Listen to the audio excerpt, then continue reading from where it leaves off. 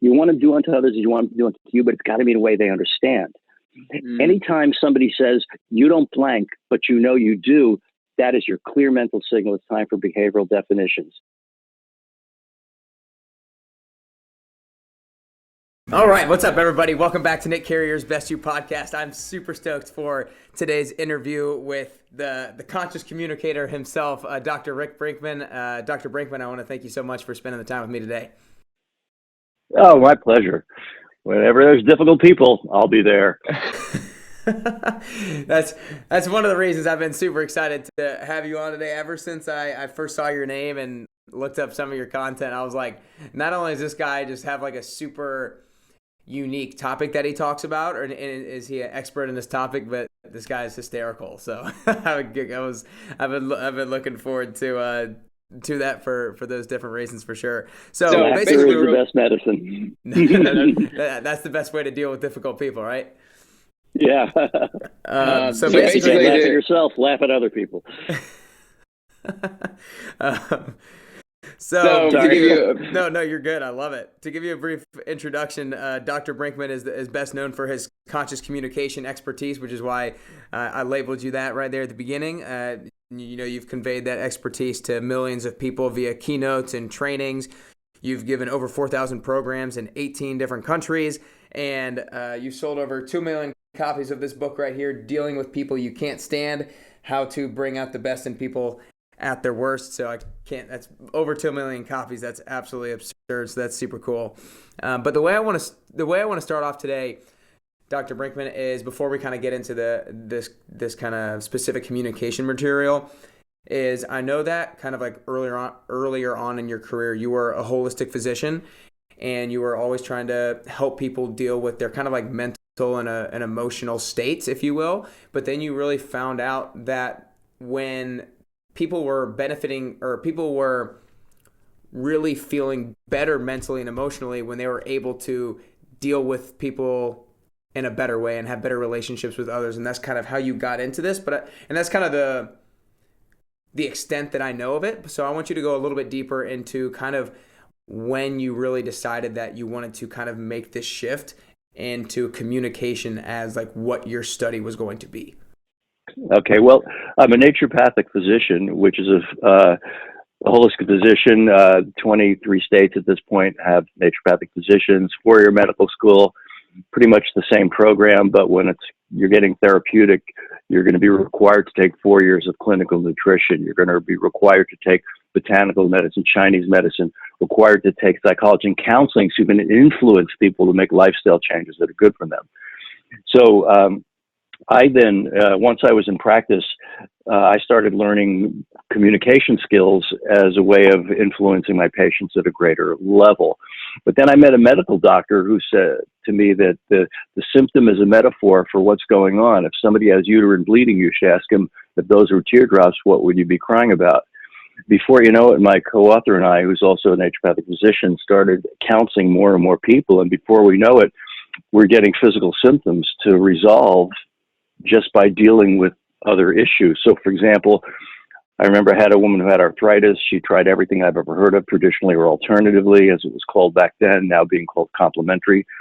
And I dig into her life, and I find that her husband works for the federal government. So he's flying back and forth to Washington, D.C. each week. She says she's hated that job for 20 years, hasn't expressed it, wants to support him. He was supposed to take an early retirement. He decided against that. She suppressed her feelings about that too. When minor upsets would occur, she wouldn't deal with it. She would suppress it because they only had 2 days a week together. Well, if you suppress too much somebody you care about, it's going to build up a barrier between the two of you. My entire prescription there is to teach her how to share upset in a way that people don't feel attacked or defensive. She did this, and 30 days later, arthritis symptoms were gone. And they stayed gone. And I got what's known in the medical business as a major case of trout mouth, when you look like this. Next thing I know, I'm counseling more and more people. I found that especially with depression and low energy syndrome, if I clarify people's values, set some goals, get them to make a plan, tune up their self-esteem, it's amazing how depression and low energy just disappears. I remember a guy had been through 2 years of psychoanalysis. At the end of that analysis, the analysis was you're depressed. Well, he knew that going in. Okay, so now he's on medication, and now he's more depressed because he didn't realize he was violating a personal value about being on medication.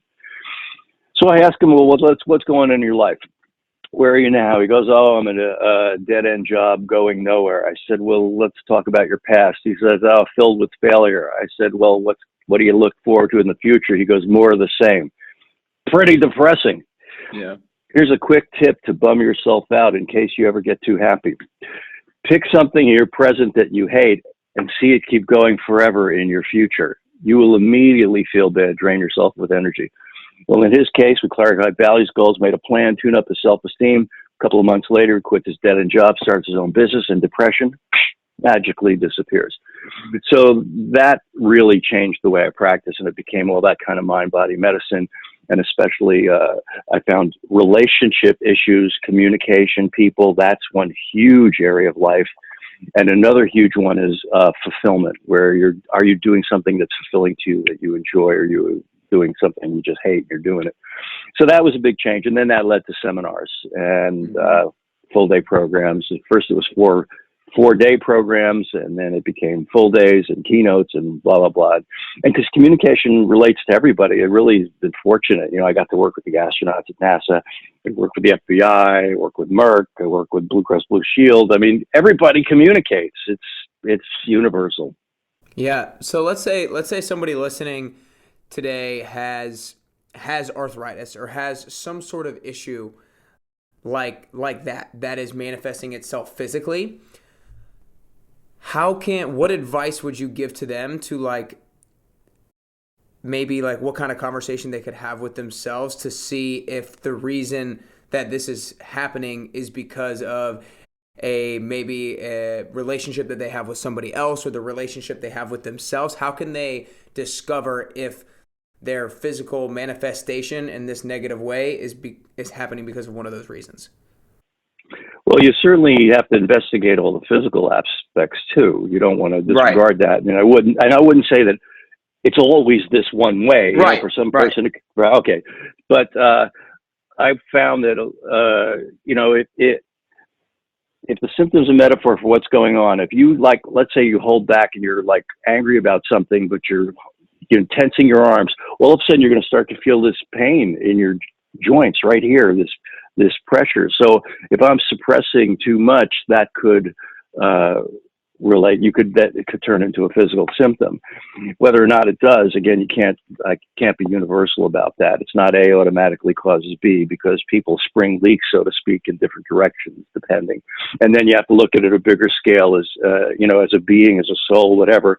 What are you here to learn, and what are the obstacles you might run into and create to get beyond it, to expand your level as a being? So there's not a simple answer for that, but I wouldn't discount anything about things going on mentally, emotionally, relationship-wise, or fulfillment-wise. Okay, gotcha. Yeah, no, I definitely was not saying that. I thought that was the only reason at all, but just wanted to ask that question. So one of the things that I was fascinated about in your book is I've seen a lot in books and in speeches and stuff about how you want to listen with the intent to understand, not with the intent to respond. But and you talk about that in your book as well, but the other edge of the sword that you talk about is to speak to be understood. And another way that you kind of talked about that is the goal of a conscious communicator isn't about you communicating it to them, but it's about you landing the communication kind of with them. So I kind of want you to riff on that a little bit and talk about the importance of speaking to be understood. All right. Well, I think the first thing you want to do if you want to be understood is you want to understand the other person. And we call it blending. Blending means meeting people where they are. And it happens in a multitude of ways. You're traveling somewhere sometime, you get in a conversation with someone about something, you discover, what? We grew up in the same place? In that moment, differences are removed, you feel closer, that's blending. You go out with a friend, you're dressed in similar style or colors, maybe the same sports team paraphernalia, blending. With a friend in a restaurant, look at the menu, what are you going to have? What does what that have to do with your hunger and thirst? It's about rapport. If we have similar things, we feel closer. So understanding, having a person feel understood is one of the most powerful blending things you could ever do. And it builds up over time. Blending's not a one-time thing. Anytime you say, I trust somebody, it's because they've blended with you over time. Now, they could blend in general, or they could blend in subject areas. Like, let's say there's somebody's computer advice you take in an instant. If they tell you to do it, you just do it. You don't question it. You may not be taking their relationship advice as quickly. So blending is always happening, and understanding is one of the most important things. And I think that too often people want to say what they have to say too quickly. And if you really want to land your communication, then make sure the other person feels understood first, because people can only pay attention to 7, give or take, 2 things at any one time consciously.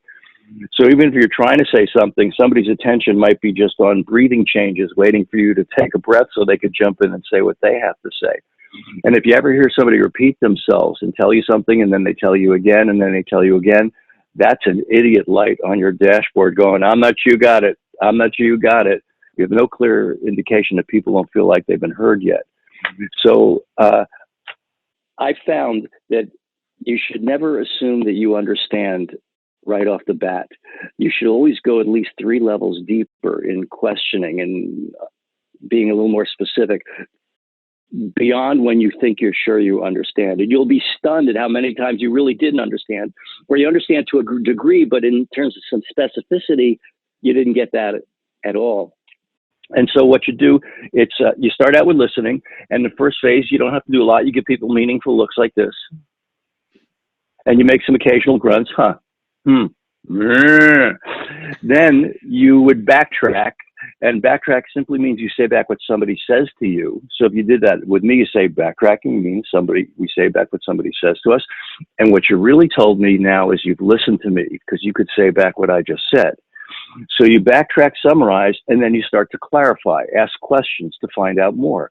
Anytime you ask questions to find out more, it shows you really care to try to understand what the person's saying. And when you put listening and caring together, this is what gives people the feeling of being understood. So you're going between backtrack, clarify, backtrack, clarify, backtrack, clarify. And at one point, when you think you got it, you give a complete summary of what you heard so far. And then you say, is there anything else? And then if they say, no, you got it, then the mind is like wide open. And now you could tell them just about anything. And then, so taking that other half, speak to be understood, you should always think of communication like a phone number. You need all the digits, and you need them in the right order. You know, if you have a 7-digit number and you happen to turn a 6 into a 9, that's only 10% error, but the call does not get through. If you have the digits accurate, but you dial the area code at the end as an afterthought, the call does not get through. So in communication, here's the area code, and it's basically a statement of intent. And I saw this with couples. This is when it became clear to me. You know, let's say this is the event where I realized it. Let's say one person is upset about something. So now their intent is to clear the air. Okay, that's a good intent, clear the air. So they go to their partner, but they don't speak their intent. They just say, you know, I was upset the other day when you said that because, and now their partner hears a sound in their mind like this. We are under attack.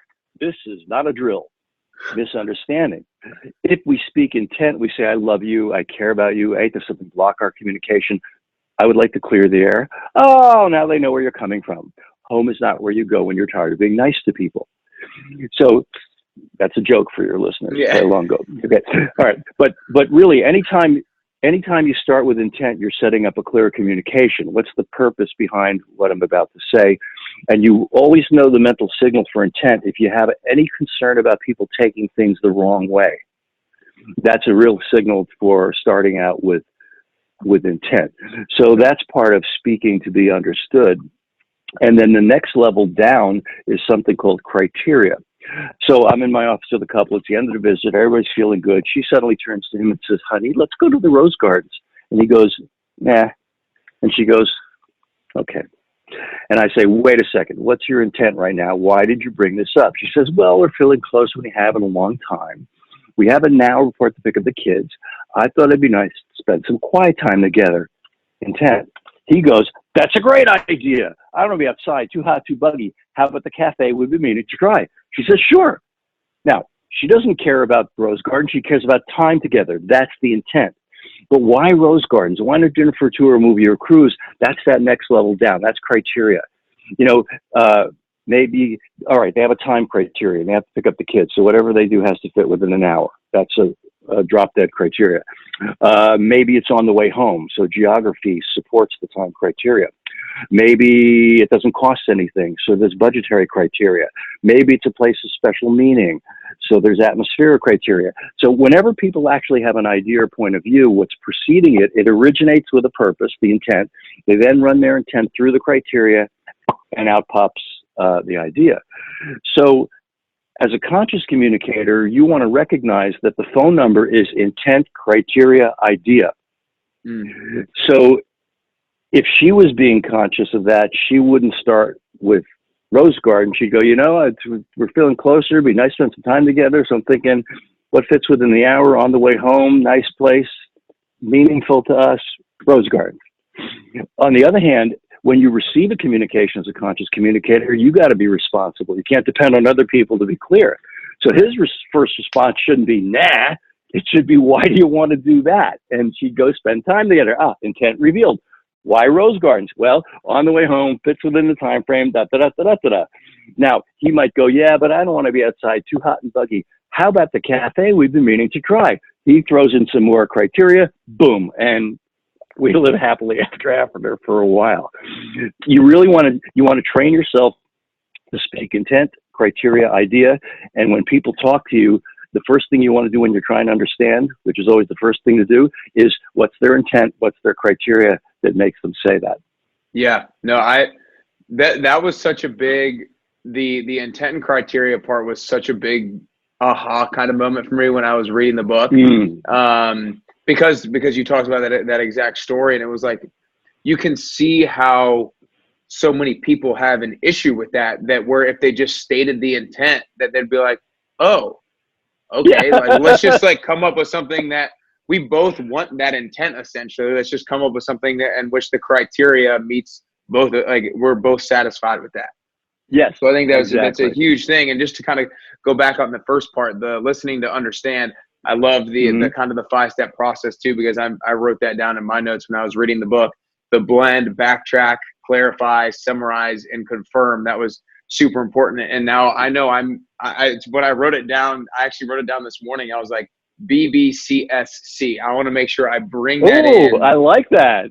I want to make sure I bring that into my conversations, that like next time I go and have like a meaningful conversation with somebody, like be consciously like thinking about going through that 5-step process with that person. Yeah. So those 5, and then intent, criteria, idea, for speaking to be understood. So if you're taking notes, that's what you need to be jotting notes down.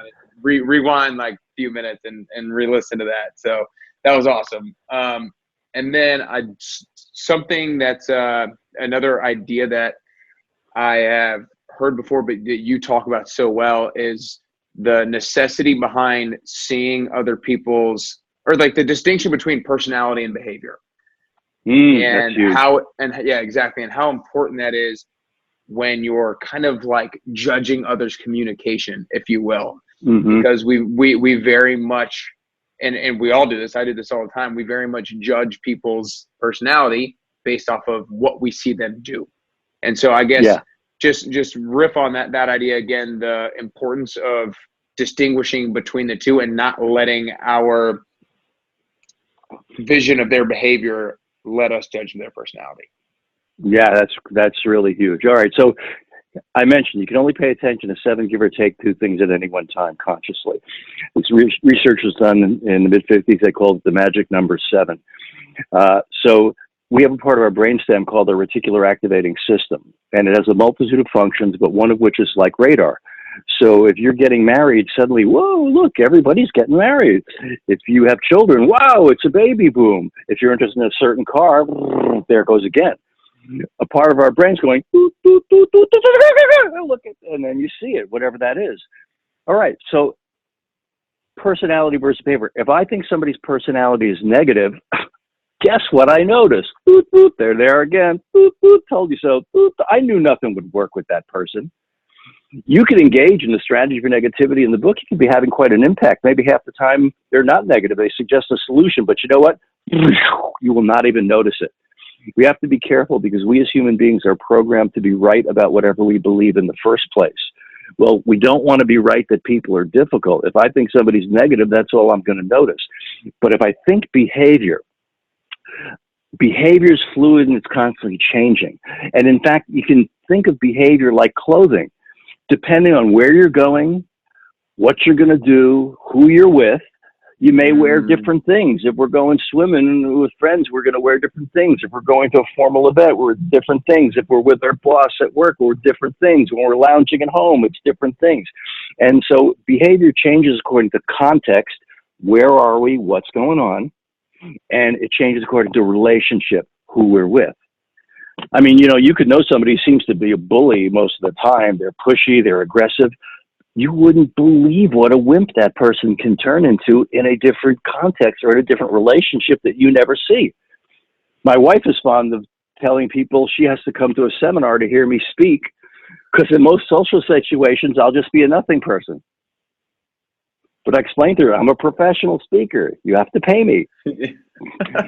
Anyone with children knows that a child comes back from the neighbor and the neighbor says, oh, how polite and helpful they are. All right, child. Different context, different behavior. So that's what you have to be careful of. We're going to be right about whatever we believe, and we're going to notice what fits our beliefs.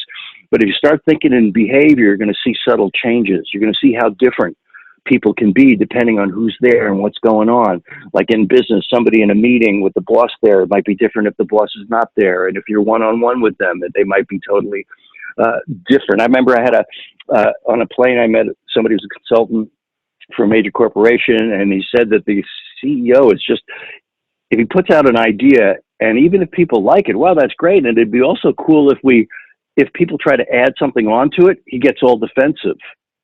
Like somehow he didn't think of that and he reacts. But this consultant told me, but if you get him one-on-one, you can just be blunt and say, Frank, your idea stinks. He'll go, really? Why? Tell me. And he's totally open-minded. Whereas in the context of the meeting, he goes into a different mode.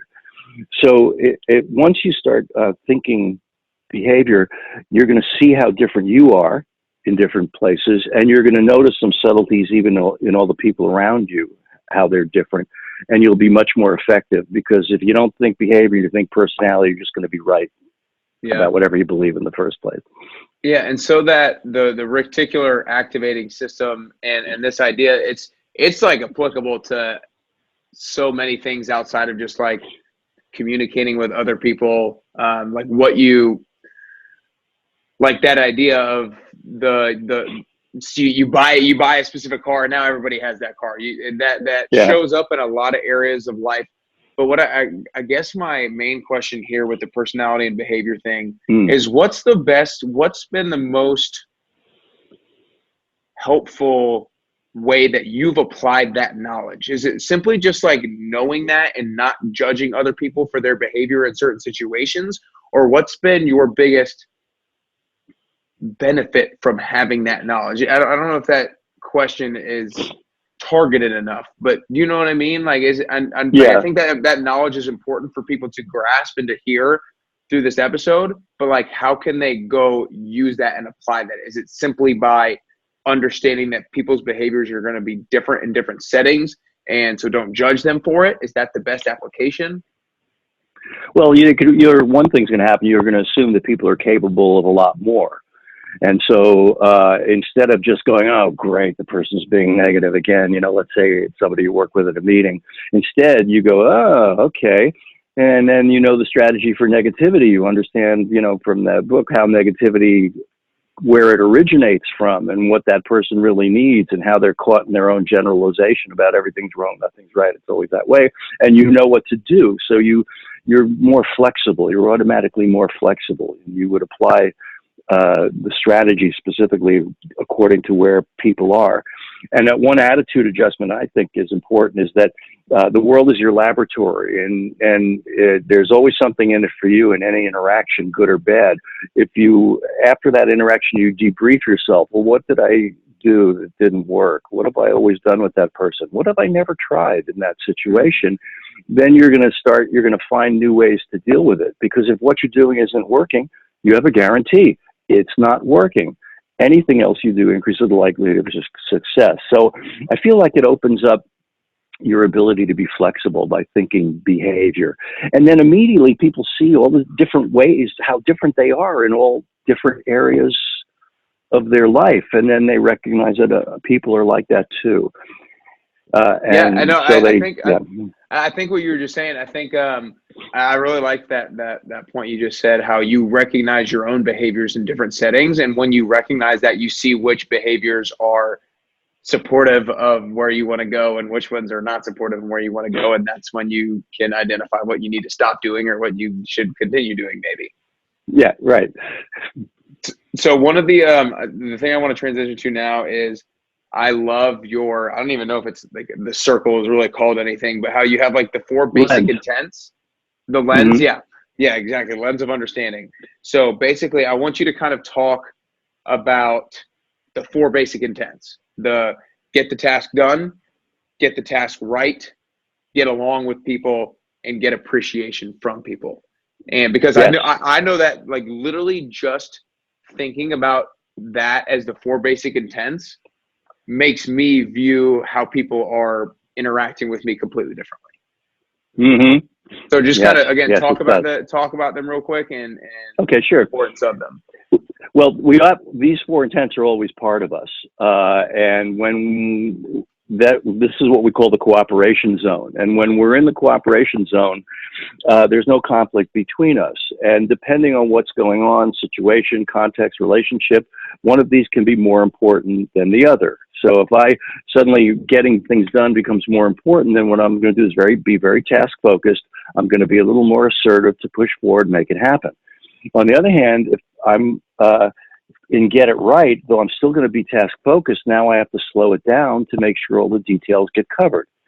Now, obviously, given anything you're working on, there's always a perfect balance between these that we have to achieve. It's important to get along with people. If you want to get along, then people is who you focus on. But in those cases, we tend to be less assertive because we put our own needs aside to please others. This is what happens when people go to lunch. You want to go to lunch? Sure. Where would you like to go? I don't know. Where would you like to go? I don't know. Are you hungry? I don't know. Are you? Really? We don't know if we're hungry. But what we're doing is we're putting our needs aside to please others. It's part of getting along and less assertive. If we want to get appreciated by people, then we're more likely to still focus on people, but we're going to be more assertive. Ooh, hey, you ever going to say lunch? What? You haven't. Everybody, let's go. It's on the best you.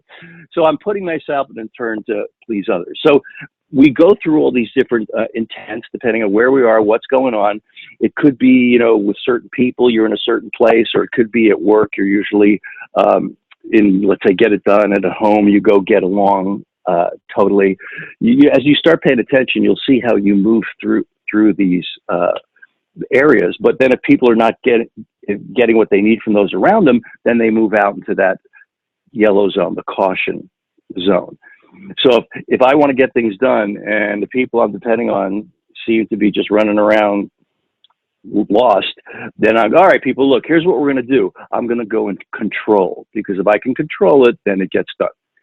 If I need to get it right and the people around me are saying it's about 50, I think, you think, then I'm going to perfection into those details. If I want to get along, I'm not sure it's happening, I go into approval, do things to make sure everything's okay between us. And if I want to be appreciated, I go into attention, do things to get people to notice.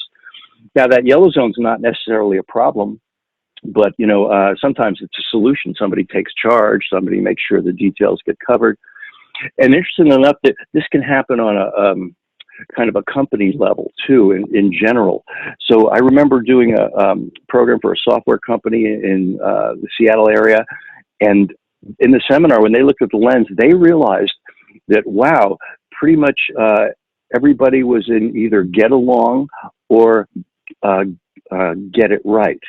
And they were that way because the way they interviewed and hired brought them people who like to get along with each other at work and be a nice, happy team, and who like to be very detailed in their work. And that was not the purpose behind how they hired. It was a side effect, but that was aha to them. They realized, aha, no wonder we're one big family. Aha, no wonder we're so meticulous. And on the downside, aha, no wonder it's a major miracle to get a decision made in this company. Because everybody wants to either study it in greater detail or wait till everybody agrees. First break, some of these software engineers come up to me, they start naming things that they created and did nothing with, and then somebody else brought it to market. So do you think, I didn't even think about that aspect of it, like the company-wide aspect of it until you just talked about it, because everybody was in that kind of like passive area a lot of the times. So is it important to, is this one of the things that you help maybe like managers and bosses do, like make sure that you hire people who aren't just like all in this one area of the zone? Yeah, well, I don't actually, that would be a good idea, although I don't actually help them in their hiring practices. Yeah, but right. I do help people who are there get flexible and realize what's going on and learn to move into other areas on purpose. You know, like for me, I would say get attention was my least zone. I didn't want to be the center of attention. I don't mind taking charge of a situation, but I'm not there just for the sake of attention. You know, some people have this ego need. I didn't have that. But when I started having to present, well, I can't be a nothing person. I was always a well-developed nothing person. And, you know, just in situations, observing what's going on, but you can't be nothing in front of 200 people. So I really had to develop that aspect of my being to be able to put myself out there and be the center of attention. And really, it was sourced on a deeper level from a get it done, because if I knew if I only got an hour or even only a day with a group, I have to be totally effective. And the way I'm going to be totally effective is with comedy, with storytelling, with entertaining them. And so that sourced me moving into that zone. And I remember this was like kind of 1985, and it was time to get a car. And there was a Prelude, a Honda Prelude, red with gold inky wheels. Never in my life would I have chosen a red car, right? It would always be blue or gray or something more subtle. But I had to push myself. I really liked that car, and I made myself get it to be willing to try to get more comfortable being in that attention zone. Yeah. Well, I'm going to have you stay on this topic because this is something that they mentioned a little bit before the interview, how a lot of this material and a lot of this knowledge can help you master your own reactions and help you see where you are in kind of the lens of understanding, right? You saw where you were more in the get it done. You weren't necessarily as much get attention from people or get appreciation from people. So I guess that for you was kind of the way that you worked out of that was simply by realizing it and then by trying to do these things to get you towards the other end of the lens, I guess. And yes. I guess just talk more about how people can use this knowledge to master their own reactions, like the topic we talked a little bit before the interview. Yeah, we really need to go internal, because that's half the game, is inside your own head. It's changing your reactions. So, you know, I remember, I think that the secret is modeling. You ask yourself, who would have the ability I want in that situation? So when I was learning to speak in front of groups, I was scared, I was nervous. I asked myself, who would be calm and centered in front of 200 people? I felt that's what I needed, was be calm and centered. That's how I would describe that resource state. And I thought of Kwai Chang Caine from the Kung Fu television show. David Carradine, 1979, Kung Fu master in the old Wild West, throwing gunslingers in slow motion. He's not going to worry about 200 people. He could take them if they rush the stage. So I would close my eyes and get inside of Kwai Chang and just imagine, how does he feel? How does he breathe? How does he hold himself? Feel it in your body, all right? What are his beliefs, inner beliefs? What makes him who he is? And I would explore Kwai Chang from the inside out. When I got inside of Kwai Chang, what I found, I saw calm and centered from the outside, but what was going on the inside was a total trust in the perfection of all things. There's no screwing up. It's all perfect. So he could just be present and respond to whatever was going around him. And so then what I would do is, as I imagined Kwai Chang, I would interlace my hands and give it a gentle squeeze. Anytime, how does Kwai Chang feel? Squeeze. What does he tell himself? Squeeze. being quite Chang. And I'm purposely creating an association between the squeeze of the hands and the internal state. Then continue in that fantasy, I would then go, okay, now imagine being in front of a group that time in college when I was scared to death, but as quite Chang, and then replay it being that character with those resources, and then go to another time. All right, now imagine a future time going in and being in front of the group and being quite Chang. And basically I eliminated all nervousness in a 2-week period. I had died 1,000 deaths for years trying to get past it, but once I learned this, I wiped it out. Now, all our reactions to anything are a bunch of associations we accumulate over time. You know how you hear a song and suddenly it takes you back to that stage in your life. Now, you didn't do that on purpose. Your mind just did it for you. You know, or you smell something and transport it to time. Now we know enough to use it on purpose. Let's say we're about to leave the house. We're going to grab something to eat before we go. We're at the refrigerator. And then we remember, my cell phone is charging in the bedroom. So we go to the bedroom to get our, what did I come here for? But everyone, you know what to do. Cell phone! The moment you touch the handle and thought of it, a link is made between the two. Now that link is not permanent. What makes a link stick is either repetition, like the song that plays over and over, or intensity. You get sick on a certain food, it's a while before you want to eat that food. Mm-hmm. So when I'm imagining being quite Chang, the more times I sit down and do it, that's all repetition. And the fact that I'm concentrating on it and really focusing on the detail, that's the equivalent of intensity. Now, once you've done that once with eyes closed, then what you do is anytime you think of that situation, you know, no, this is how I would have done it. You know, if I think, let's say I was uncomfortable at a meeting and I want to be different and I remember back, well, here, this is what we do. You know, if you have an uncomfortable interaction with somebody, your mind shows you reruns, oh, they said that and I felt bad. They said that I felt bad. I felt bad. Think of what you're doing. You're doing reps to the way it was. This is natural. Our brain is programmed, and you can't change this part of it, to replay the past, to remember it the way it was. So in theory, we learn from it, don't touch hot stove. And then we end up pre-playing the future. Oh, next time at the meeting. And so we're rehearsing feeling bad on our spare time. So you can't not stop pre-play, but what you can do is decide what would I want instead, who would have the resource I want. And then every time you think of it, no. And if you're driving, of course, you don't put your hands together. But once you sat down and concentrated once, no, this is how I would have done it. This is what I would have said. Next time in the meeting, this is how it'd be. And you just bring it in, and you're going to do more than enough reps to the way it was because of just the way our mind works. So you have to harness your own processes. Now, you don't have to. Now, obviously, I modeled a fictional character. Okay, it could be somebody real. I had a patient who wanted the first thing in the morning and exercise, jump up there and just get out there. And I said, all right, who do you think could do this? And I'm expecting to hear. I'm going to hear Rocky. I'm going to hear Schwarzenegger. He goes, Rexy. I go, Rexy. Who's Rexy? He goes, my dog. First thing in the morning. Ooh, out. Let's go out. And I had him get inside Rexy. Look at Rexy's first thought when he wakes up. How does he view going out in the morning?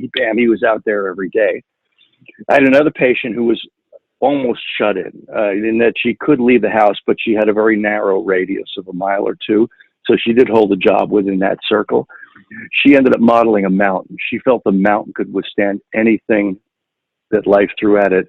And a year later, she's traveling around the world from country to country on a multi-month trip. Wow.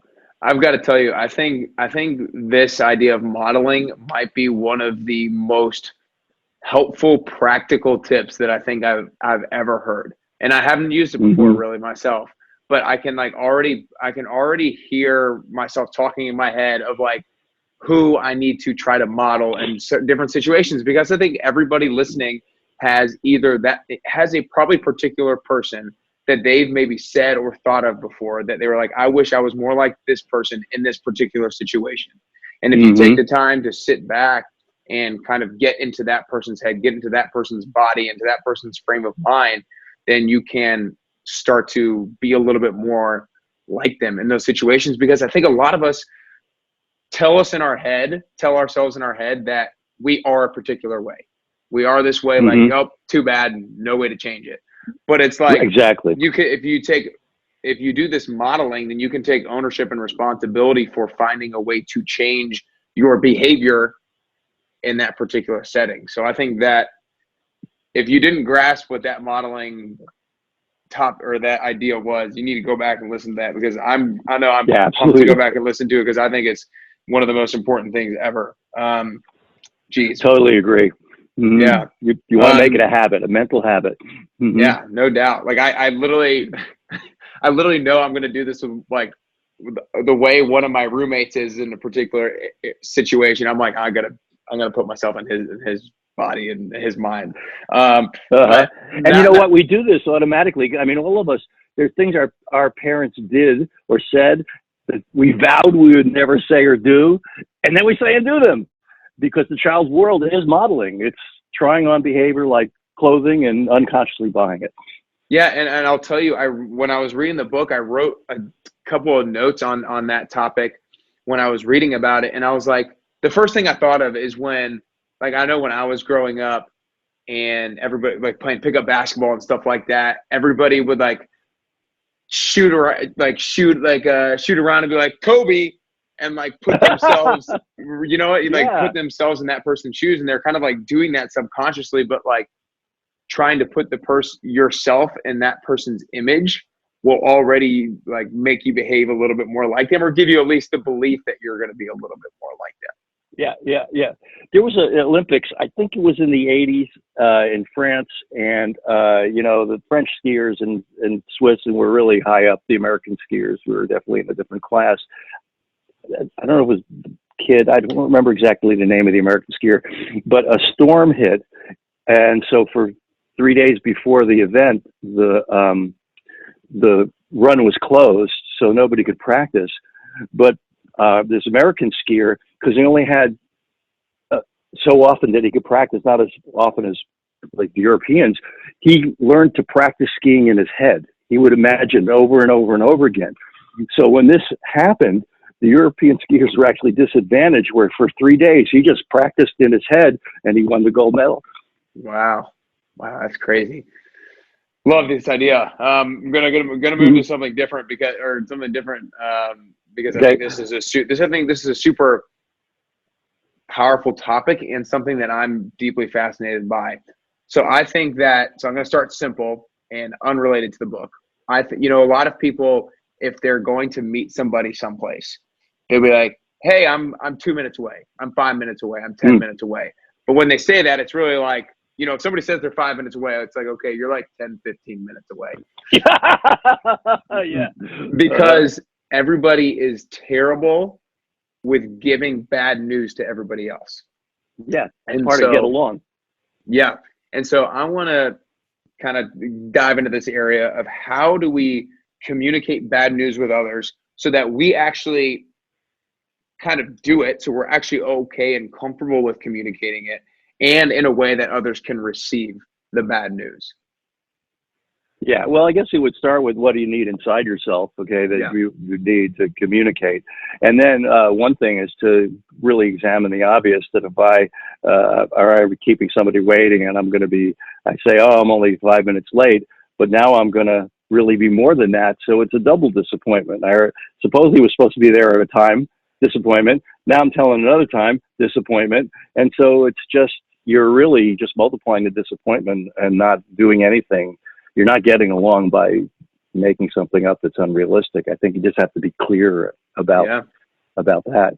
And then in general, if you stay with that arriving at places, some people are more realistic about time because they actually think, how long will it take to get there? And therefore, I actually have to walk out of my door at 2:36.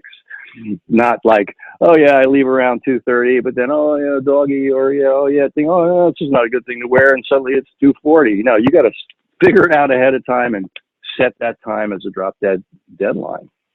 Yeah. So, and then I think one of the other things that you specialize in is making sure that when you give bad news to other people, it's not like, we get to the point where we're capable of getting bad news. We're okay with saying it. How do we say it in a way that it doesn't like piss the person off or get them in a bad mood, in a way that they can receive it?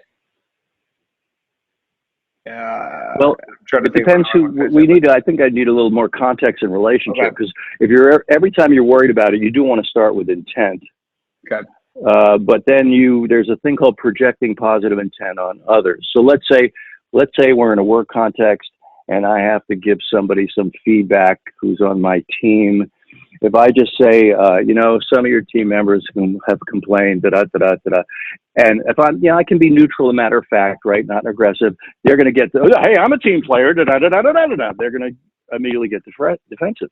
If I want to nip that in the bud, I would start out by projecting positive. Listen, I know you're a team player. I know you really care about your team members. What are they going to say to that? No, you're wrong. I love annoying people. And if I annoy you, I have a new record. Woohoo!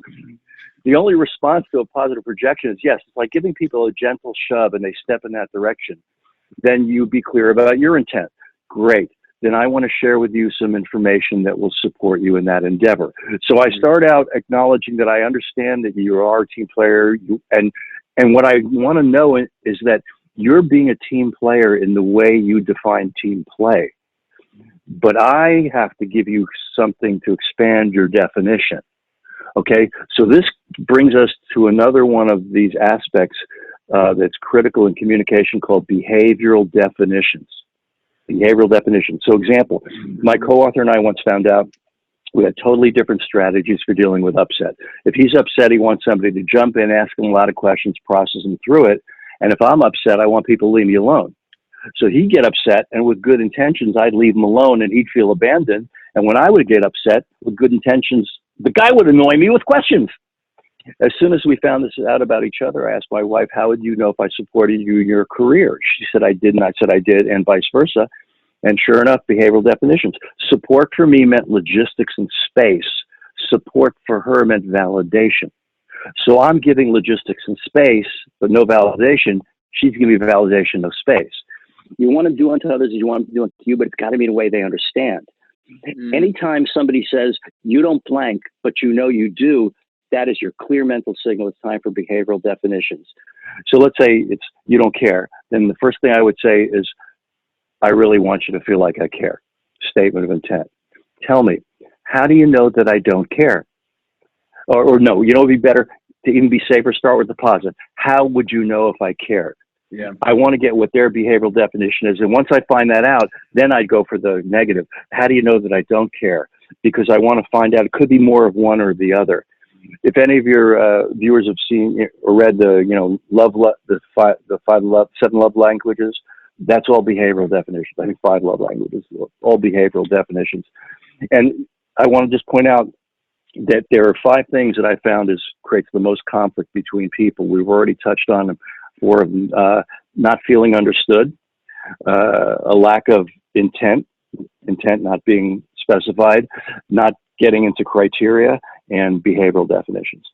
And the 5th one is tone of voice. Tone reflects emotional state. Wherever a person is emotionally comes out through their tone. Now, conscious mind picks the symbol system we call words and language. But a professor named Albert Mehrabian in 1967 did an experiment. He made a film of some people communicating. He then took the soundtrack off the film, ran through a synthesizer, and left words incomprehensible. He then had a transcript prepared that's actually said. He gathered a group of people, showed them the film. Then he played the soundtrack, no words or images. Then he had a transcript, and people did 3 different interactions. And he says, "What do you believe?" And they said, "Well, these people are, those people are angry. These are good friends." And he said, "No, it's actually all the same interaction." And his conclusion was 55% of the meaning we make in a communication is based on how it looks to us, 38% how it sounds, volume, speed, tone, 7% the actual words that are spoken. So when it comes to this big misunderstanding, and this happens a lot in email and written communications,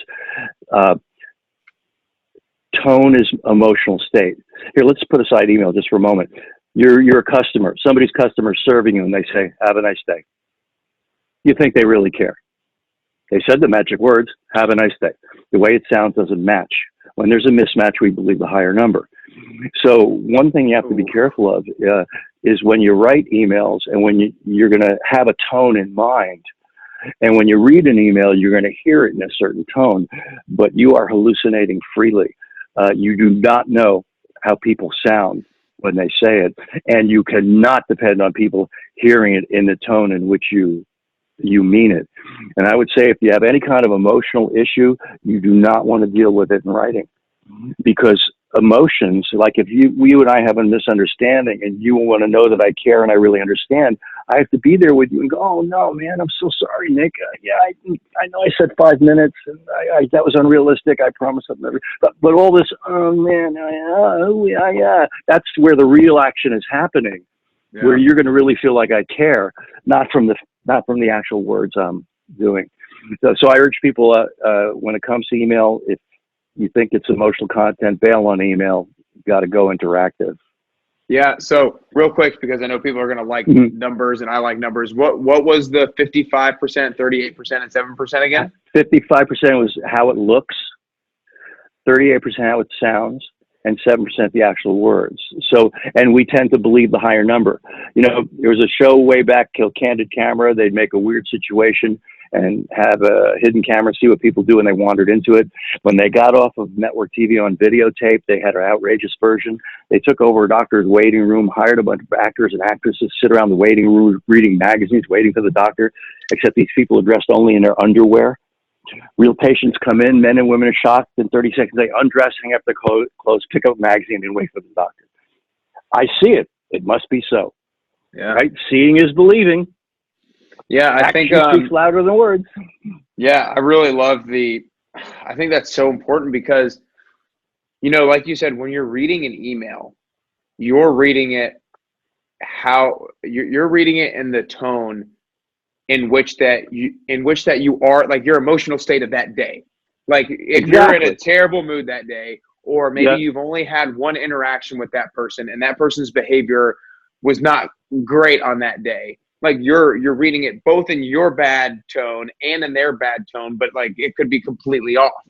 And so that it's just super important to make sure that, because if 55% is how it looks, then you need to be able to, I don't know, there's so much in there that's so important to be able to realize. Just to make sure you're not misunderstanding the person really. Well, we're getting down here on time. I want to make sure I get on these last few questions, last 3 questions that okay, sure. I'm intrigued about.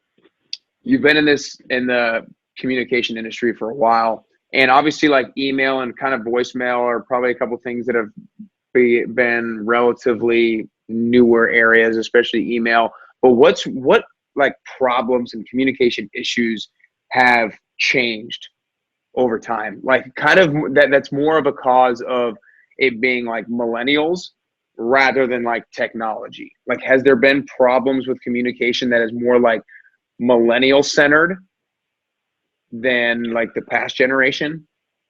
Well, supposedly millennials are more likely to communicate electronically and use that more often. The misunderstandings, though, in email and text still apply at 55% with emotional things. Where I've gotten the most feedback is more in a customer service situation where a millennial might really want to text the customer. And let's say it's an upset customer, it's going to be so much more powerful. I pick up the phone. Oh, I'm so sorry we did that to you. Like, we're going to handle this. You're going to get that would mean so much more, because it has so much more weight with the voice tone and the emotion that would carry. So that's a place where I find, with companies at least, that's more likely mistaken. Okay. I think, it's fine. Nothing wrong with written communication, but you definitely have to know where and when it's emotional content, it's much more effective to be somewhat interactive. Okay. I real quick, another question that came up in my head. Is there a question about communication that you have not yet answered or solved that's kind of really, that's something that you're like currently working on, that's something that just bugs you, that just like I haven't really figured out why this is the way it is? No, not really. It's amazing universal. I mean, I was very shocked, and Rick and I were very shocked. My co-author is also named Rick. I'm not schizophrenic, but that the book could go in 25 languages, because certain cultures have some very specific rules about the communication game. There's a very in Japan, you never you're always really agreeable, and then there's a hierarchy and so forth. But everyone seems to relate to it. It's been in all those languages, so we were kind of shocked at that. But you do want to be aware of some of the cultural differentiators, and that we touch on that even in the company thing. Like I remember doing seminars for IBM's New Leader Series, and whenever the IBMers looked at the lens, half the people would go, "I can't imagine somebody doing this tantrum you're describing, the grenade at work." And the other half would go, yes, they do. And the difference was some IBMers are only at IBM and others get sent to other people's facilities. And so they got in discussion. They realized tantrum did not get tolerated internally, but tank and know-it-all born free. I remember when I did seminars for Chevron, when I show them the lens, all of a sudden everybody breaks into conversation. I go, "What are you guys talking about?" And somebody goes, "It's the Chevron, yes. We have an expression for this. Whatever people ask of you, you give them the Chevron, yes." Wow. Which means you're real agreeable on the surface, but what you have to do after that, whole different story. Yeah. So no, I find this, it gets more and more interesting to me, deeper and deeper with subtleties. But, well, what I'm working on now, the latest book is dealing with meetings, specifically with the context of meetings, which seems to be an environment that makes people crazy and brings out the worst in them. And we don't have time to go into it. Maybe on a future show we can, but there's some simple things you can put in place in meetings that's going to really control all the behaviors so they don't even go there and get things done a lot faster. Mm-hmm. And it relates to criteria and things like that, but too deep for now. Yeah, no, I know that's a book that I'm gonna get, because I think that's a fascinating topic as well, because I know how many people kind of dread going into meetings and stuff like that. But I know I had to touch on most of this stuff today. But the second to last question is, I think that for me, one of the most important things in terms of getting closer to the best version of yourself, like my goal every single day, is to get clarity on what the best version of myself might look like and what he might be capable of, and then figure out how to reverse engineer him and make that person a reality. So what I want to ask for you is there a specific skill or piece of knowledge that the best version of yourself has that you can see him having, but you don't currently have? Are you talking about me personally, or are you talking about people in general? You personally.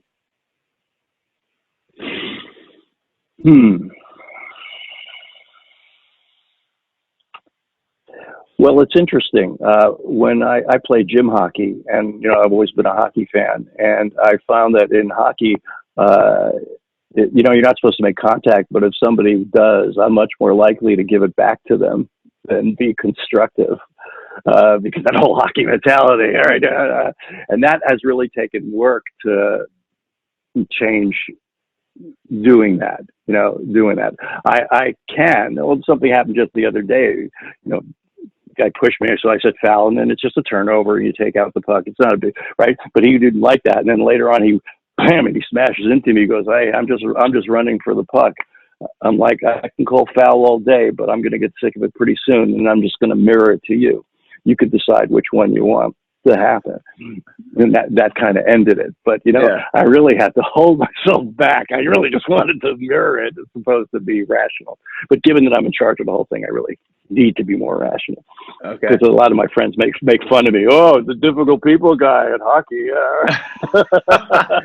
That's hysterical. That's awesome. I like that. I like that. Well, before I ask the last question, Dr. Brinkman, I want to acknowledge you for the deep work that you have put into this topic, because I know that I read a lot of books, and I like most of the books that I read because I choose carefully, but this one I know has been going to be a game changer for me, and has so many pieces of practical advice that I can implement, like the ones that we've already talked about today. And I know I'm really excited to go be able to use it, and I know other people will feel the same way. So I just want to acknowledge you for the work that you've put in consistently over the years to making sure that you point out as all the subtleties and all that sort of thing. So I think it's awesome.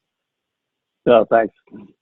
Well, I know people are going to want to learn more about you and learn more about the books and the Deal with Meetings book as well. So make sure you guys go to drrickbrinkman.com. I'll have that linked up in the show notes and everything like that. But is there any other thing or any other place that people can go support you, or things that people should be aware of, or anything like that?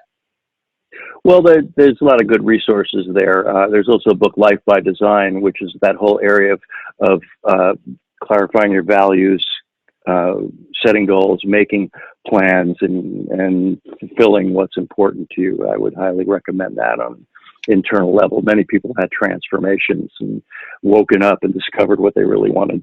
In fact, I just had recently a software engineer who was in his late 40s, and he told me that how it changed his life. He was in his 20s and he wasn't sure where he was going. It was an audio tape at that time, and he listened to that tape, and boom, he said, "I'm going back to college. I'm learning software engineering," and da da da. And he was looking for that tape again because he wanted to give it to his two teenage sons. That's awesome. So that's there at my site. That's a good resource in a whole that other direction that we talked about: communication, relationship, and then fulfillment. Yeah, well, I love it. I'll have to get that myself. I know I'm already intrigued by all your content, so I'll make sure I get it. Well, the last question I always like to ask people is, I think becoming the best version of yourself is a constant journey, and it's a unique journey. I think that the way that I'm going to get to the best version of myself is going to be a little bit different than the way that you get to the best version of yourself.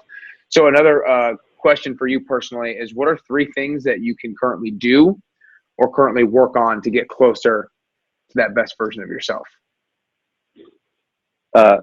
Me personally, or people in general? You personally. Well, I think I have to sort out.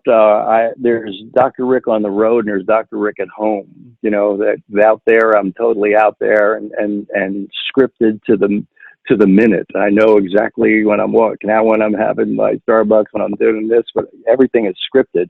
And then at home, it's like a little more just open-ended and nebulous, because I have plenty of work to do, but it's not like I'm seeing clients per se. I do have some patients I see if they find me and I feel like I can help them, I do, but it's not my major practice. So probably being a little more scripted at home to get things done, because some things that, I could have some video editing project. I have this gig I did for NASA back in October, and I got the video of it, and I'm halfway through the edit, but I haven't finished it yet. So I'd say if there's one thing that you asked for 3, but that's probably the one thing I need to do is get a little more scripted.